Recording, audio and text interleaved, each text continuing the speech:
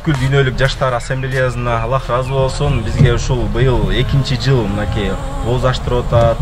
Ушул орозо кармагандар, муктаж адамдарга ошентип ооз ашсын деп азык-түлүктөрдү жөнөтүп атат. Аллах разы болсун. Биз да Кудай буйруса аракет кылып өзүнүн ээлерине жеткиренге аракет кылып атабыз. Азыр бул жерде бизге жалпысынан 90 продукты келди. Азыр биз чакырганыбыз 60 адам.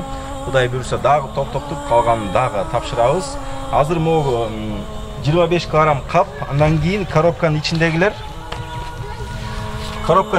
мынакей Кудай буйруса могу жерде бир 3 килограмм, 4 килограмм сахар экен, 3 килограмм, 4 килограмм күрүч, финик, сгущенка, 1 литр томат, 2 литр май, сумай, 1 коробка печенье жана 5 килограмм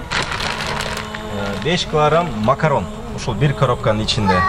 Садакаңыздарды Аллах кабыл кылсын, жашооңуздарга береке берсин. Кудай буйруса биз ишенебиз, ушул ар дайым ушул Рамазан айында же башка күндөрү деле иштешебиз деп.